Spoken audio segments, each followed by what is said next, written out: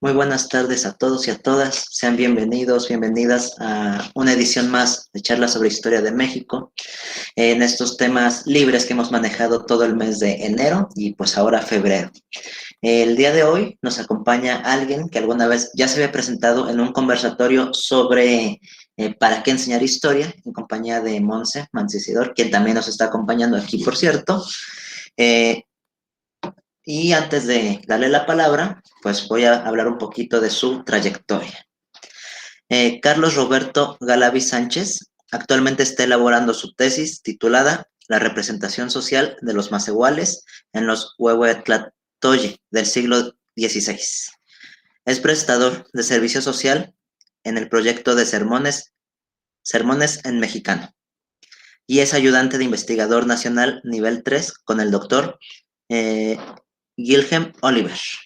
Bueno, esto es una breve semblanza de nuestro invitado especial del día de hoy. Y pues bueno, sin más preámbulo, Carlos, eres bienvenido y en nombre del programa Pilares te doy la palabra. Gracias y también gracias a ti por prestar estos espacios para poder nosotros como estudiantes y que igual conocemos algo, poderlo compartir con un público mucho más amplio. Y pues bueno, para empezar les voy a compartir la presentación que preparé para esta ocasión. ¿Ya la ven? Está cargando. Ok. Listo. Ok. Bueno, como vieron, el tema del que hoy les voy a hablar es de ideología y poder entre los antiguos nahuas, pero en realidad también decidí titularla con una pequeña frase que se encuentra en un Tenonotzalisli o Huehuetlactoli del siglo XVI que dice: ¿qué haré si despeñare o desbarrancare por mi culpa a quienes tengo que regir? Y esta era una frase que decía el Tlactoani cuando era recién electo y le hacía esta pregunta a los dioses, ¿no? Eh, ¿Qué haré si despeñare o desbarrancare por mi culpa a quienes tengo que regir? Más adelante voy a volver sobre algunas de estas frases que a mi parecer son muy ilustrativas para las cuestiones de ideología y poder entre los antiguos nahuas.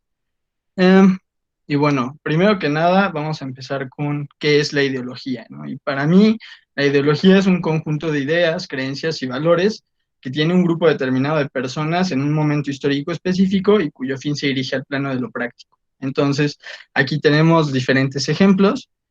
¿Sí ven mi cursor? Sí, sí se ve. Ok. Entonces aquí tenemos un ejemplo. Por ejemplo, está el Concilio de Trento, bueno, fue un lugar en el que diferentes cabezas de la Iglesia Católica se juntaron para decidir qué características iba a tener la Iglesia Católica en el siglo, ya no me acuerdo, pero bueno, se juntaron para determinar eso y para hacer una ideología que fuera históricamente de acuerdo a lo que ellos pensaban. Aquí puse otro ejemplo, que es una foto de de la reciente toma de la Casa Blanca por el grupo de activistas pro-Trump. Y bueno, podemos saber que ellos comparten ideas, creencias y valores que están dirigidas hacia una visión del mundo muy de derecha, que busca un libre mercado y al mismo tiempo muy conservadores, ¿no? Arraigando pensamiento de tipo occidental muy, muy fuertemente. Y como tercer ejemplo tenemos a los zapatistas, ¿no? Que son este grupo eh, armado revolucionario que surgió a finales del siglo XX y que comparte por características ser un grupo que buscaba la autonomía de los pueblos indígenas y que creía fielmente en esto. Por el otro lado tenemos poder, que yo defino como una estrategia de dominio mediante la cual una persona o institución pretende ejercer efectivamente el control sobre uno o más sujetos, ¿no? Y bueno, en principio debemos saber que en el poder las relaciones son desiguales, es decir, una mamá, en este caso que tenemos aquí, una muy bonita representación del Códice Mendocino, no va a ser igual a su hija, ¿no? Su hija es menor, su hija está bajo la tutela de su madre, debe ser cuidada, la misma madre es quien la regaña y quien efectivamente ejerce cierto control sobre la persona de la niña, y la niña, a su vez, también recibe algún benefactor de esta relación desigual, ¿no? La protección de la madre, el alimento, entre otras cosas. Y bueno, esto ya nos da pie para comenzar a hablar un poco sobre los diferentes tipos de poder que había entre los antiguos nahuas, ¿no? Aquí tenemos, por ejemplo, el tipo de poder doméstico que se daba principalmente de los padres hacia los hijos.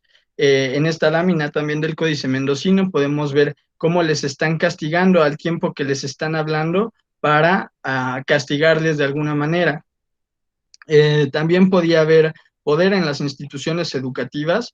Aquí podemos ver que un Tlamatini, que era algo así como un maestro, está educando a estos tres del Pochtli, por decirles de algún modo, y también está ejerciendo cierto control sobre ellos, ¿no? Él les dice qué hacer, cómo hacerlo, en qué momento hacerlos, eh, y bueno, más adelante también hablaré un poco más de esto. También tenemos aquí esta lámina que es de la historia de las Indias de Nueva España, de Diego Durán, en el que se presenta a un Tlactuani de brazos extendidos que está dando ciertos bienes a unos Macehualtin, como podemos ver aquí, que están, a los cuales se les está ayudando en medio de una hambruna, ¿no? Eso también es una característica del poder.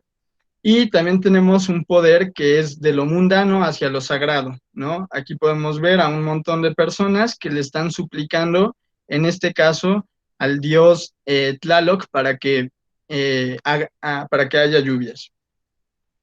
Y bueno, en este caso me voy a enfocar al poder político y me voy a enfocar en él porque es más fácil seguirle la pista. Si bien, como ya les dije, es posible también encontrar ciertas relaciones de poder que había en un ámbito doméstico o en un ámbito sagrado o en un ámbito institucional, el más claro es el político y es del que tenemos mayor a, um, mayor lugar en todas las fuentes documentales, principalmente del siglo XVI, ¿no? Entonces, bueno, de aquí me gustaría, no sé si se puede, que alguno de ustedes haga notar ciertas cosas que pueden ver en esta lámina que les llamen la atención, este, para posteriormente yo que las explique. O sea, ustedes qué pueden de esta lámina que sea un reflejo de poder. ¿Alguien gusta comentar algo? Incluso si no quieren prender su micrófono, lo pueden poner en el chat.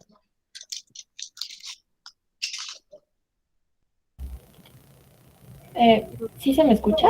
Sí, Pues las mantas que les están dando a unos del lado izquierdo y del lado derecho cuando ya las tienen puestas, ¿no? Igual les están dando comida.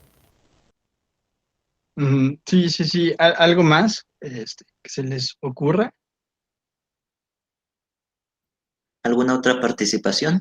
¿Alguien que quiera decir algo?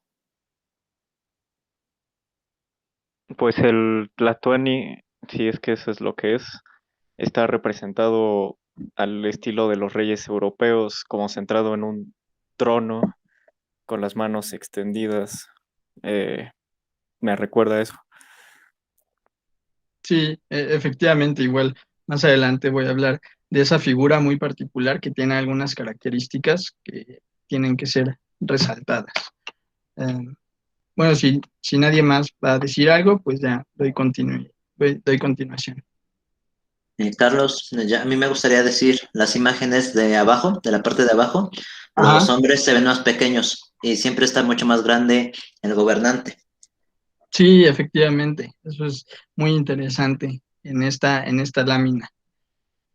Y bueno, voy a usar de alguna forma esta lámina como eje rector de toda mi plática para, ya, como ya dije, ejemplificar algunas características de lo que era el poder, ¿no? Entonces, en principio debemos entender que en la sociedad náhuatl había una división originaria, por decirle de algún modo, que era Pipiltin y Macehualtin. En este caso podemos ver a un Pipiltin que está cobijando a este Macehualtin, y aquí podemos ver a un montón de Macehualtin agradeciendo al Tlactoani y a los Pipiltin los bienes que están recibiendo.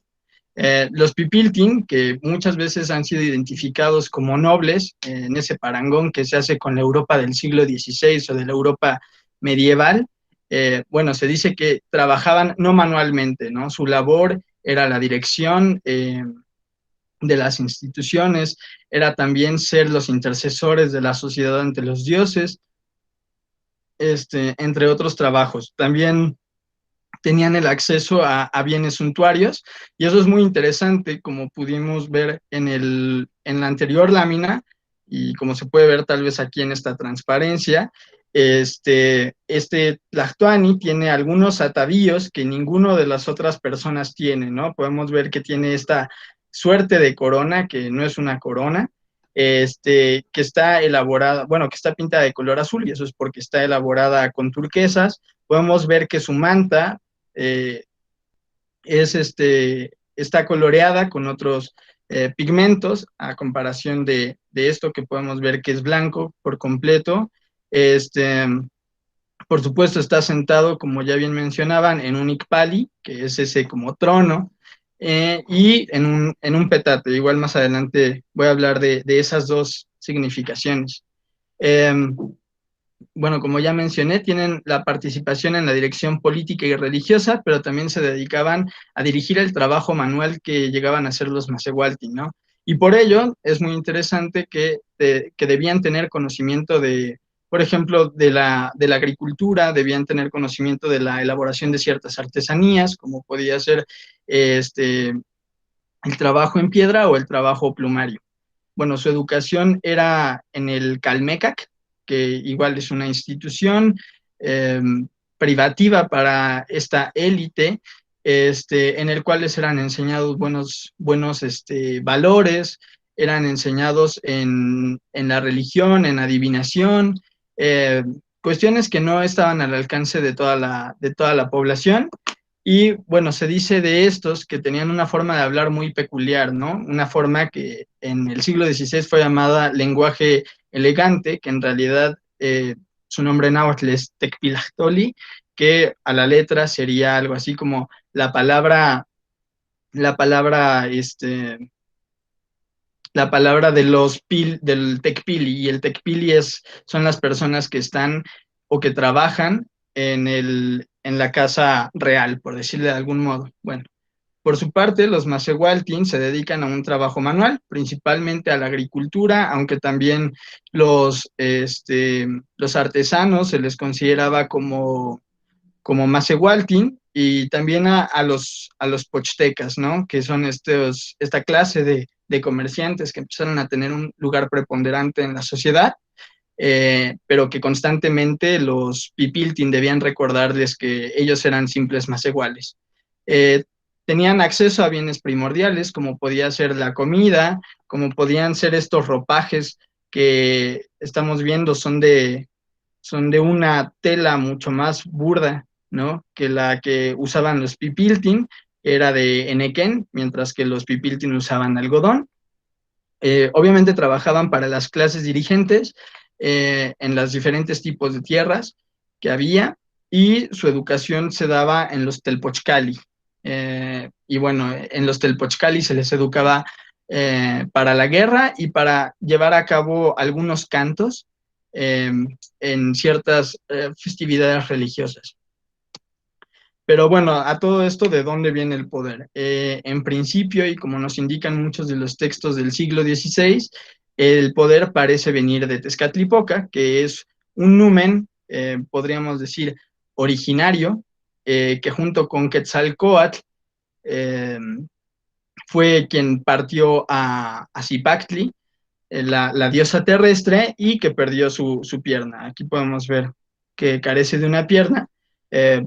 Su traducción más acertada sería el espejo humeante. Y bueno, se le relaciona constantemente con el poder por ser una de las deidades más antiguas de todo el panteón mexica, y por ser quien determinaba la suerte de los diferentes habitantes y por ser también el dios que da y quita, ¿no? Eso es muy interesante. Ya en un plano mundano sabemos que el poder viene de Acamapichtli, ¿no? En esta muy bonita lámina del Códice Mexicanus podemos ver aquí a Acamapichtli, que se le considera el primer Hueytlactuani mexica, y de ahí, bueno, ¿no? Tenemos que el poder pasa a Huitzilihuitl, Chimalpopoca, Itzcoatl y así sucesivamente, pero bueno, el poder, como ya dije, proviene de un solo linaje, que es el linaje a Acamapichtli. Aquí debo decir que, por ejemplo, la elección del Tlactuani no era como solía pasar en los reinos de la Europa del siglo XVI, es decir, no se heredaba el trono al hijo mayor, ¿no? Sino que era, sí era heredable, pues, a la familia o a una persona del mismo linaje de Acamapichtli, pero tenía que ser electo de entre ciertas personas que habían tenido ciertos rangos militares. Y bueno, de entre las personas más importantes en el poder político, encontramos en primer lugar al Tlactuani y en segundo lugar al Cihuacóatl. El Tlactuani, su nombre literalmente es el que habla o hablador. Esto muy probablemente se debe a que él es quien detentaba la palabra y quien servía como palabra de la sociedad por completo. Al contrario de lo que muchos piensan, su figura no era, vaya, autoritaria, sino que las decisiones que se llevaban dentro del Estado no eran únicamente de él, no eran unilaterales, sino que debían pasar por un consejo de ancianos, así como por el Cihuacóatl y otros funcionarios importantes que ya mencionaré. Eh, como ya mencioné, pertenecía generalmente a un linaje gobernante, descendiente de Acamapichtli. En este caso, bueno, este es Moctezuma. Tenemos cierta evidencia de que había ciertas ideas relacionadas al Tlactuani y al poder que él tenía.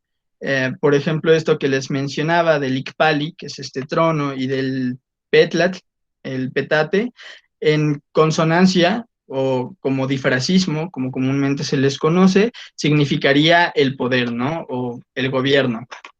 Bueno, por su lado, el Cihuacóatl era una persona que estaba jerárquicamente abajo del Tlactuani, pero que también tenía funciones muy importantes dentro del Estado.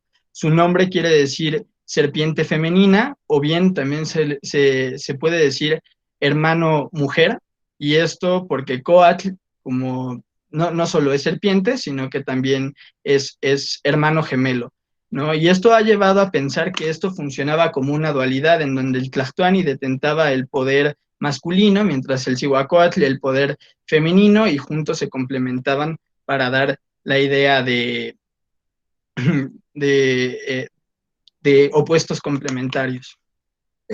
Otros funcionarios importantes era el Quetzalcóatl Totec Tlamacasqui, que era un sacerdote de muy alto rango, de hecho era el sacerdote de más alto rango, junto con el perdón, ahí me equivoqué, no, está bien, Quetzalcóatl Tlaloc Tlamacasqui, esos dos eran las personas de más alto rango, aparentemente no debían pertenecer como tal a la élite gobernante, sino que también podían ser Macehualtin, aunque eso es muy improbable que haya pasado.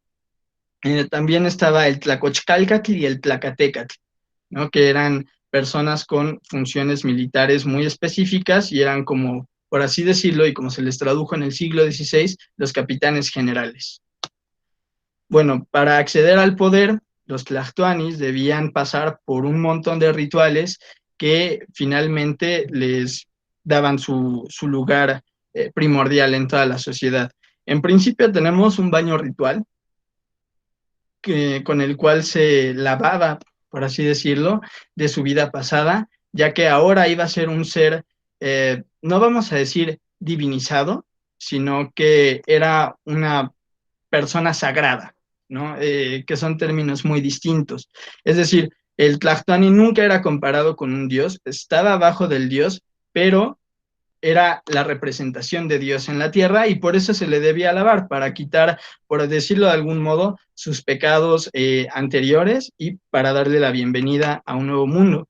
También debía llevar a cabo ayunos especiales en espacios cerrados, principalmente en el Cuauhcalco, que es la casa de las águilas, y ahí se le reservaba un lugar para hacer este ayuno de al menos 4 días. Y una vez pasado esto, se hacía una perforación del septum, que es esta parte que está en medio de la nariz, esto es muy interesante, se hacía con una garra de jaguar y con una garra de águila, los cuales eran, como se sabe, representantes, o bueno, representaciones o símbolos del poder militar, ¿no? Por un lado, como saben, estaba la orden, por decirlo de algún modo, de los caballeros águila, y del otro estaba la orden de los caballeros jaguar. Entonces, esas dos cosas, de un modo, terminaban por hacer efectiva la elección de este Tlactuani, y finalmente se le ponía una pequeña turquesa, ¿no? Que es un bien suntuario que está relacionado con el dios del viejo del fuego, Huehueteotl. Y finalmente se le hacía una serie de pláticas o tenonotzalistli, en los cuales se le hacía saber lo difícil que iba a ser su trabajo, y que se debía dejar guiar por la luz que representaba Quetzalcóatl, que representaba Tezcatlipoca, ya que era como una luminaria, se dice, como una lumbrera que abre el camino en la oscuridad para que esta nueva persona pueda ver, ¿no? Y también se dice que va a tener ahora los oídos de Tezcatlipoca, va a tener la cara de Tezcatlipoca, pero no va a ser él. Eso es muy interesante, ¿no? Es de nuevo esta cuestión de la divinización de la persona como gobernante principal.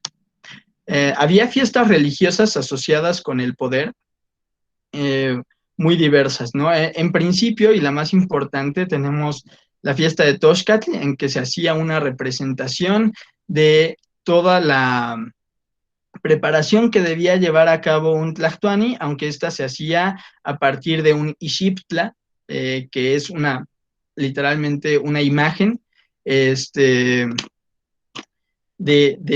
mismo gobernante y de Tezcatlipoca al mismo tiempo. Es decir, es como la susceptible de ser sacrificada del Tlactuani y del dios, en honor del mismo dios.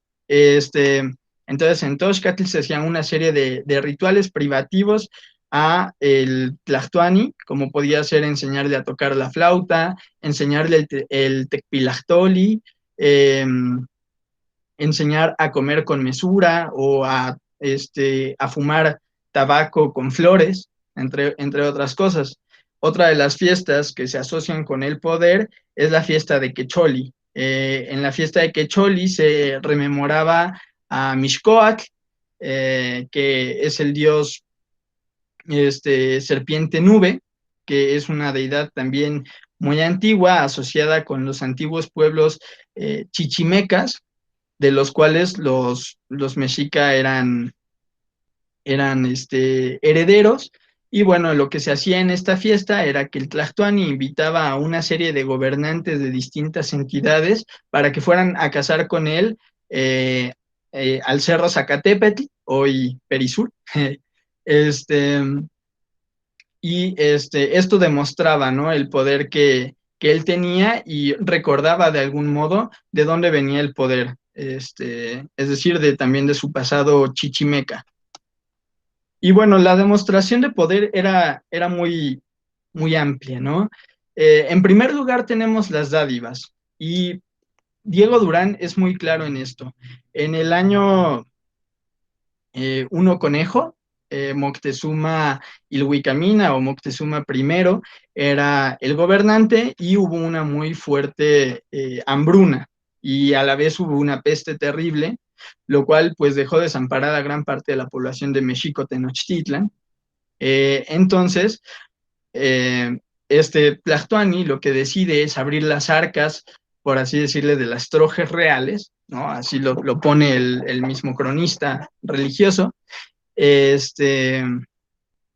para repartir estos bienes entre la población vulnerable, ¿no? En este caso, y como ya habíamos dicho, encontramos a un montón de personas, aquí representadas de manera muy borrosa al final, pero también podemos ver a esta mujer con sus prendas rasgadas, o a esta persona que ya está muy flaca.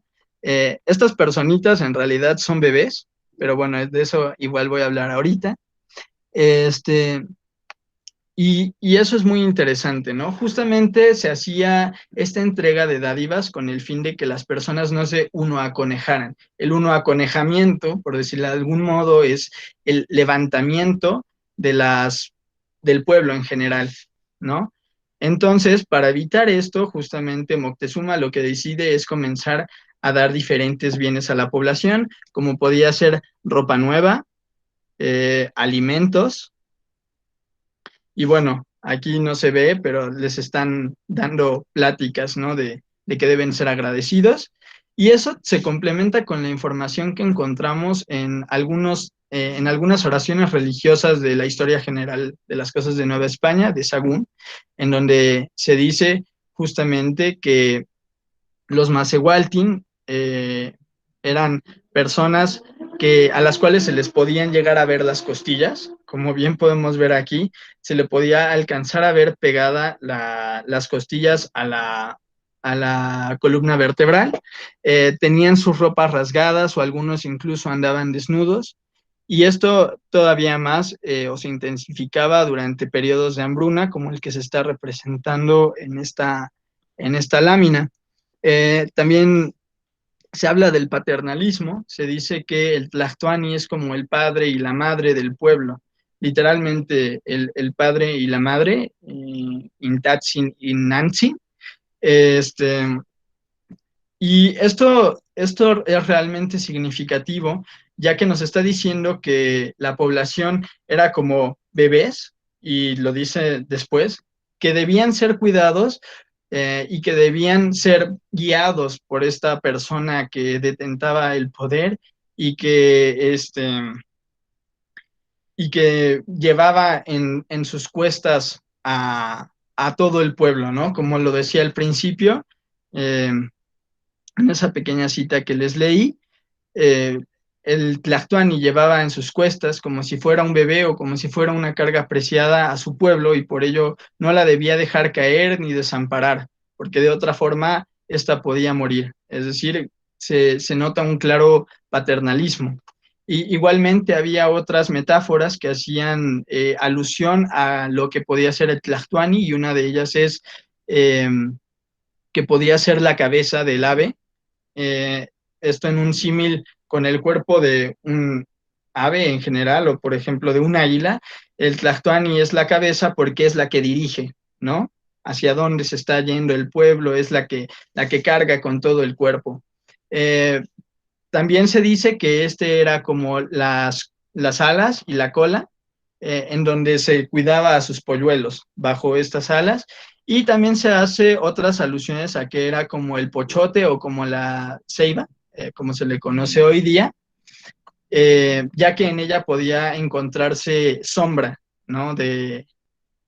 Para refugiarnos del calor agobiante que podía tener una jornada laboral, por decirlo de algún modo. Y bueno, lo que pasaba cuando moría el Tlatoani, y literalmente los textos dicen así, es que el pueblo quedaba en orfandad, en una terrible orfandad que debía ser inmediatamente resarcida. Y bueno, una vez que se hacían todas las exequias fúnebres, como podemos ver en esta lámina del Códice Magliavecchiano, se tenía que, bueno, se le lloraba al Tlatoani en una serie de días, que eran aproximadamente 5, se dice que todo el pueblo le lloraba al Tlactuani porque habían caído en esta terrible orfandad y que ahora como huérfanos no tenían quien los protegiera, pero inmediatamente se le pedía también a Tezcatlipoca en otra oración que por favor se hiciera cargo de dar un nuevo Tlactuani para cubrir la ausencia del que había muerto, ¿no? Y esto nos dejaba bueno, esto daba pie a un inicio de un ciclo nuevo. Asimismo, es muy interesante resaltar que el Tlactuani podía ser quitado de su lugar si éste llegaba a ser algo mal. De hecho, hay ciertos textos también en la Historia General de las Cosas de Nueva España que Sagún tradujo como maldiciones contra el Tlactuani, en el que al mal Tlactuani, que era una persona que había quedado como borracha por el poder, se hace una comparación con la persona que bebe toloache o loliuski, y al quedar borracha, esta debía ser destituida, ya que no podía cumplir su función como ejemplo ante la sociedad y al mismo tiempo como esta figura paternal bajo la cual el pueblo tenía que encontrar refugio, ¿no? Y bueno, finalmente, pues en realidad es todo lo que les había preparado. Creo que como conclusión no queda más que decir que el poder estaba estrechamente vinculado al ámbito religioso. También, también era privativo a un linaje en específico, en este caso de Acamapichtli. No cualquiera podía acceder al poder y tenía características muy, muy particulares asociadas a fenómenos mágicos religiosos. Por ejemplo, como vimos, se relaciona con el dios Tezcatlipoca.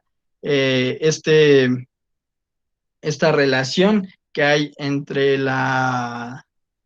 ¿cómo se llama? El linaje gobernante y un primer dios que es el detentor, por decirlo así, del poder universalmente, es bastante significativa y creo que da pie para seguir repensando un poco más cómo era el poder entre los antiguos nahuas. Y bueno, aquí puse algunas lecturas que obviamente les pueden servir para complementar la pequeña plática que les di hoy. Si gustan, bueno, yo ya le haré llegar las lecturas a Fausto y no sé si él se las puede hacer extensivas a ustedes. Y bueno, por el momento es todo y espero sus preguntas. Gracias. Muy bien, Carlos. Sí, pues las lecturas, si quieres, lo que podemos hacer, bueno, si están en formato PDF, las ponemos en la descripción del video en YouTube y pues yo también la mando por correo a los usuarios que tengo registrados. De hecho, aquí les dejo, ya saben, el formulario para que me hagan favor de registrar su asistencia del día de hoy. No se les pide un correo electrónico ni nada, simplemente son datos estadísticos para asuntos pues para ver cómo podemos llegar a un público más amplio, qué tipo de público nos sigue, quiénes son historiadores y quiénes no son historiadores, cosas así. Entonces, pues sí me pasas los datos, Carlos, también para ponerlos. Vamos a abrir entonces la sección de preguntas y respuestas, esta parte de interacción entre ponente y público. Vamos a ver quién se anima a participar. Ya saben, pueden levantar la mano con la opción que está en el mismo dispositivo, en la misma aplicación, o bien escribir su pregunta aquí en el chat. Vamos a ver quién se anima a participar.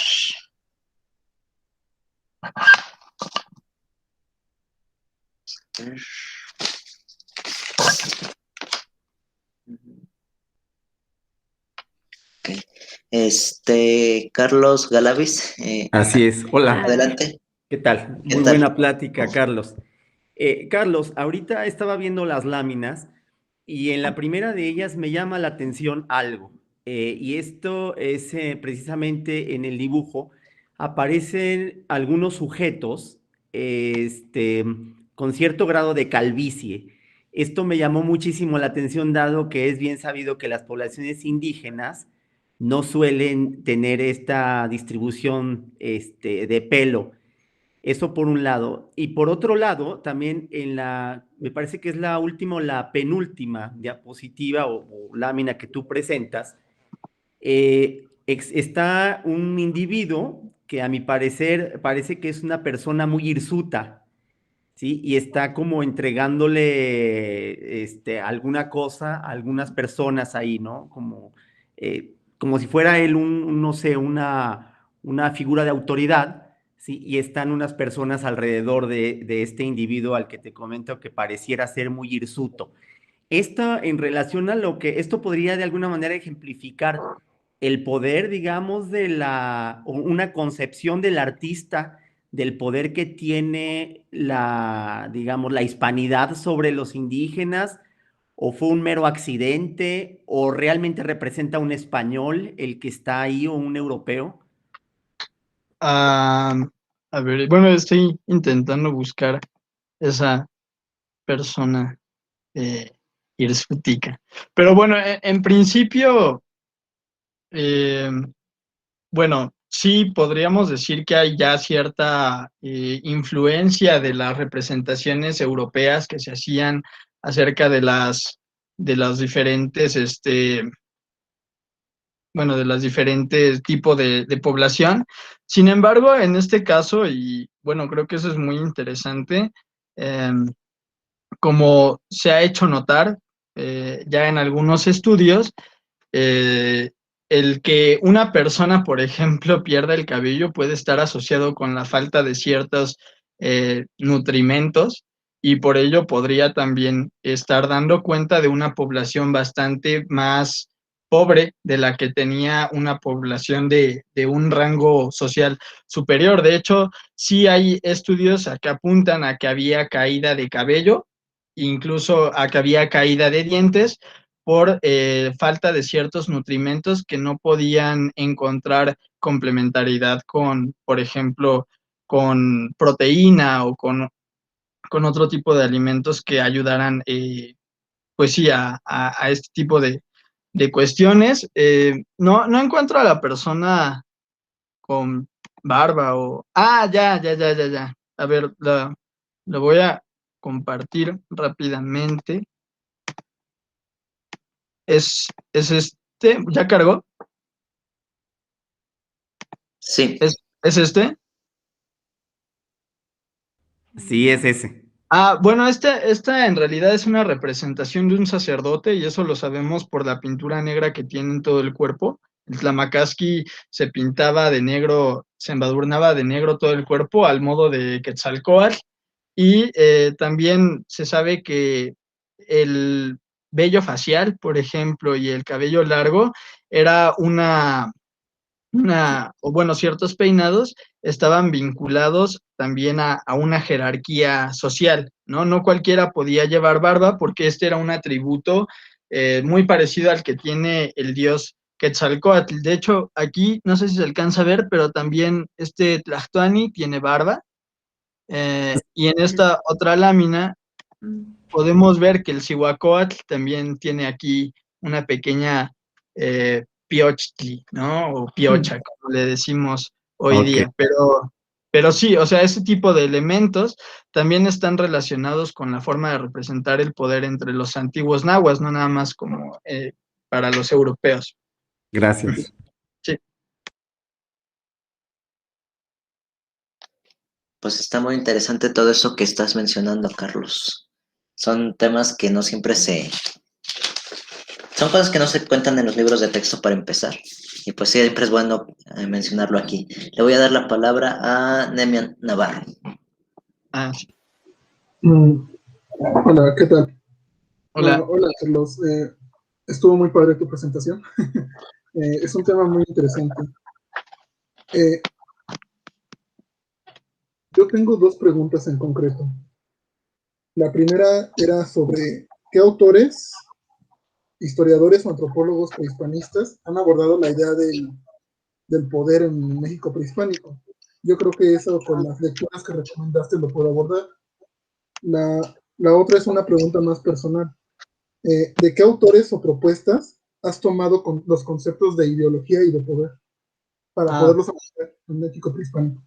Sí, bueno, sobre el primero, creo que una de las lecturas obligadas, pues sí sería la Constitución Real de México Tenochtitlan de Alfredo López Austin, pero igualmente otros autores ya han trabajado estos temas como Joana Broda, Pedro Carrasco, Mario Erdheim, Susan Gillespie. De hecho, esta última autora tiene un libro muy interesante que se llama Los Reyes Aztecas y justamente hace una historia de cómo se construyó el poder entre los antiguos nahuas. Entonces, sí, hay muchos autores y bueno, podría decir más, pero hay cierto tiempo. Y bueno, el término de ideología lo tomo principalmente o retomo la idea que tiene Alfredo López Austin en su libro Ideología y Cuerpo Humano, pero también es un concepto que yo estoy complementando con lecturas que he hecho de autores,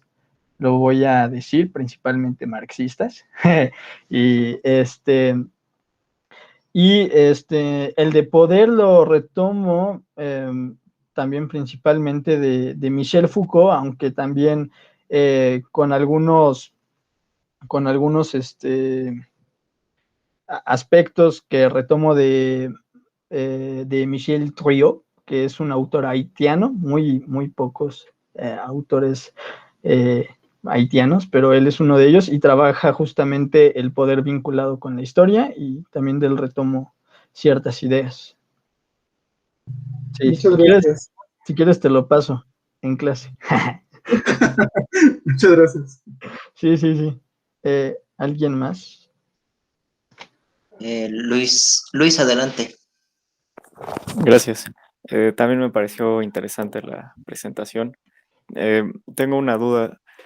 El tipo de organización política de los nahuas tiene alguna comparación con en otras sociedades mesoamericanas contemporáneas a ellos? O sea, entre los siglos XIII, XV. Uh-huh. Pues en realidad yo diría que incluso dentro de los antiguos pueblos nahuas hay mucha diferencia, ¿no? Por ejemplo, tenemos el caso de Tlaxcala, que sí, su organización es muy distinta. Al parecer, ni siquiera había un Cihuacóatl como lo había entre los mexicas. Pero una de las características que sí encontramos dentro de la organización política, que es como común a toda Mesoamérica, es crear entidades de 3 a 4 estados, por decirles de algún modo, que entre ellos generaban un gran estado, o Hueytlachtocayotl. Y bueno, sí, esta idea, por ejemplo, de triple alianza, también la podemos encontrar entre los tarascos, de Tzintzuntzan, Iguazio y se me olvida el otro, pero bueno, son 3. O por ejemplo, en la Liga de Mayapán, que también eran 3 estados. Entonces, esa organización política sí la podemos encontrar en muy diversos pueblos. Y bueno, básicamente eso. En realidad no, internamente las características sí varían mucho y creo que las aproximaciones que a veces se hacen a todos los pueblos mesoamericanos a partir de los antiguos mexicas, pues sí puede llegar a ser muy reductivo, ¿no? Porque no vemos la amplitud y la diversidad de formas de organización que había. Igual si quieres para eso, hay un libro del siglo XVI que habla de las diferentes formas de gobierno y se los puedo hacer llegar también. De acuerdo, muchas gracias. Sí, ¿alguien más? Vamos a ver, ¿alguien más gusta preguntar algo? ¿Algún comentario? Aquí tenemos algo en el chat. Demian Navarro nos dice, ¿cómo se escribe el apellido del otro autor que mencionaste después de Foucault? Sí, ya se lo estoy escribiendo. Hay una mano levantada.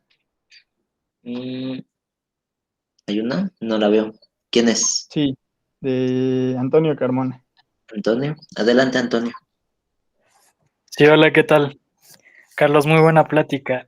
Bueno, yo tenía una duda. Habías dicho que el Cihuacóatl era, bueno, representaba más bien un cierto poder femenino, ¿no?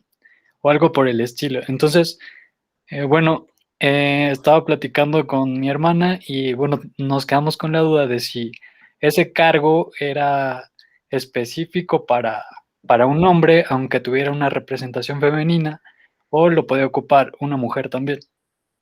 Ah, pues no, en realidad sí era únicamente para hombres. Y eso es muy interesante porque al final esa idea que muchas veces se tiene de,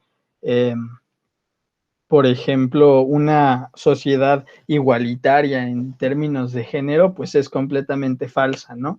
O sea, había un cierto poder que recaía sobre los personajes masculinos que incluso pues detentaban este papel femenino dentro de la organización política que era el Cihuacóatl, que como dije ya es, la traducción podría ser hermano gemelo femenino, de algún modo, y que representaba esta complementariedad entre ambos, entre estos opuestos que era el masculino y el femenino, pero sí, no lo ocupaba la mujer. Hay teorías a que apuntan que esto originalmente sí lo ocupaba una mujer, pero realmente no hay evidencia fuerte que nos ayude a decir que efectivamente en principio fue ocupado por una mujer. De hecho, el cargo de Cihuacóatl históricamente se dice que lo detentó por primera vez Tlacaelel, después de haber derrotado a los tepanecas de Azcapotzalco, allá por 1428, junto con Itzcoatl. Itzcoatl ni siquiera lo nombra Cihuacóatl, lo nombra Moctezuma, que era hermano de Tlacaelel. El primer Moctezuma dice que es tan importante que lo va a hacer como casi, bueno, alguien muy similar a él, pero que ocupa una función complementaria, pues. Entonces se crea así más o menos hasta 1450 ese cargo y siempre lo ocupó un hombre. Al menos lo que nos dicen las fuentes históricas es que siempre fue un hombre. Ok, muchas gracias. Sí. Carlos, sobre esto que mencionas, a mí me surgió una duda. Hace unos 2 o 3 meses salió una nota, la verdad no la pude revisar, no me di el tiempo, de que había habido una gobernante mexica, mujer. No sé si lo llegaste a ver o escuchaste al respecto. Sí, justamente en este libro de Susan Gillespie se habla de que pudo haber algún, por decirlo de algún modo, un interinato ocupado por una mujer, entre que se llevaba a cabo la elección de un tlactoani hombre con la muerte de otro. Ahorita no me acuerdo bien quién fue, pero en realidad no podríamos descartar por completo que sí haya ocupado cargos de poder las mujeres, pero las fuentes, al menos lo que tenemos y que es con lo que en historia se trabaja, no nos arrojan datos suficientes pues para realmente sustentar estas hipótesis. Creo que es una tarea muy difícil eh, y que pues sí se debe hacer como de manera muy cuidadosa. Igual sería bueno que igual pasaras esa nota para echarle un ojo, pero bueno, por ahora y de acuerdo a las fuentes históricas, no hubo como tal una mujer ocupando algún cargo. Así al nivel de Tlactoani. Sí, justamente el problema son las fuentes, ¿no? Sí, justamente. Y el problema de las fuentes también es que nos dan datos vinculados a una historia de poder, ¿no?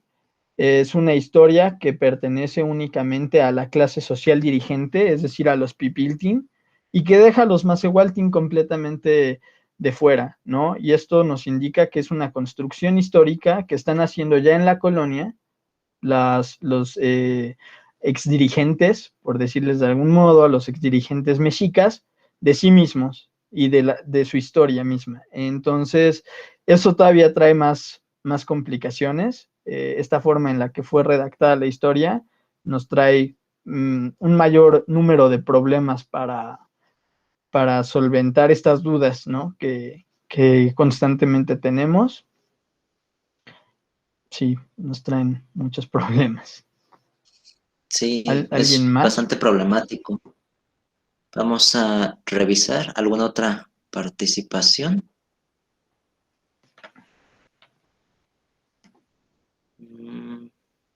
Pareciera que no. A ver si ahorita se animan. Todavía quedan unos minutitos. Pues mientras sí, imagínate si con pueblos nahuas hay tantos problemas con las fuentes. Ahora imagínate, siendo de los más numerosos, pueblos nahuas tiene muchas fuentes si lo comparamos, por ejemplo, con pueblos chichimecas. Sí, Imagínate. sí, sí, sí. Entonces, pues Sí sí, es un gran problema, ¿no? sí, es muchísimo más. Bueno, a mí me gustaría comentar algo que igual y ya no tuve tiempo de comentar. Iba un poco acelerado, pero bueno, Adelante. estas cuestiones acerca del poder doméstico son muy interesantes. Han sido muy poco exploradas. Realmente son contados los trabajos que se han hecho a propósito de esto. Y más aún del poder que ejercían, por ejemplo, los varones sobre las mujeres. Y creo que sería importante sí comenzar a acercarse a este tipo de problemas históricos. Y lo digo, por ejemplo, porque yo me he acercado, al menos desde la lengua náhuatl, a algunos problemas vinculados con esta jerarquía, por decirle de algún modo, que había entre hombres y mujeres, que muchos han negado de ella, como ya mencionaba, muchos han dicho que eran sociedades en cuestión de género igualitarias, y eso es la cosa más falsa que hay en el mundo. Las mujeres, si bien eran importantes, obviamente, y por ejemplo, se podían llegar a divorciar de un varón que les había hecho daño, en realidad seguían siendo subordinadas, y creo que sería importante comenzar a acercarse a este tipo de trabajos. Por ejemplo, en cuanto a lo que he explorado en la lengua, es que había formas privativas para hablarle, para que las mujeres hablaran hacia los hombres, ¿no? Y uno de los ejemplos más claros era las formas de afirmación. La mujer únicamente podía decirle al hombre shizo, que era una forma afirmativa de mujer hacia hombre, mientras que de hombre a hombre era quema, o de hombre a mujer era quema, o de mujer a mujer era quema, pero si una mujer se dirigía a un hombre, para afirmar tenía que decir shizo.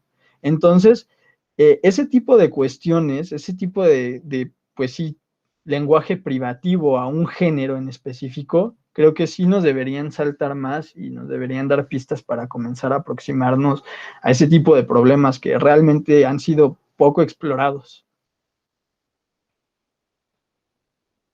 Sí. Sí, definitivamente son temas que pues ahí están, ¿no? Para ser explotados, solamente es cosa de que llegue gente que lo empiece a hacer.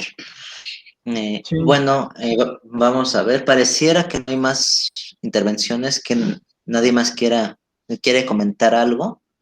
No sé si Carlos quieras dar una conclusión final, un comentario final. Pues la, la conclusión que podría dar es que todavía los trabajos sobre organización política, sobre poder, no están terminados, y que hay que comenzar a acercarnos otra vez a ellos, porque muchos de estos trabajos fueron desarrollados en el siglo XX bajo perspectivas disciplinarias muy específicas, por ejemplo, el mismo marxismo, lo cual llegaba a hacer que se ofuscaran ciertas cuestiones, y que pues sí se establecieran las famosas vacas sagradas, ¿no? Y que deben comenzar a ser realmente cuestionadas. Muchas veces no se les cuestiona, y eso pues nos nos nubla la vista, no nos permite entender de manera total o de manera más dinámica la historia de los antiguos pueblos nahuas. Y una vez que empecemos a cuestionar estas ideas ya anquilosadas, entonces sí vamos a tener oportunidad, pues, para comenzar a formar nuevos criterios que nos den y arrojen nuevas pistas sobre el pasado prehispánico. Y bueno, acérquense también a esos trabajos, que es muy interesante. Siempre es bueno acercarse a esos trabajos, pero también verlos desde una mirada crítica. Y ya. Muy bien, Carlos. Pues sí, hay que empezar a trabajar. Creo que a final de cuentas algo que nos motiva la misma academia es a ser críticos con las fuentes. ¿Y de qué sirve que asumamos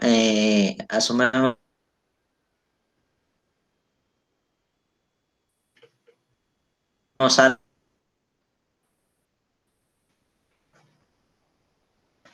volver a interpretar estas mismas fuentes y empezar a ver hacia nuevos horizontes?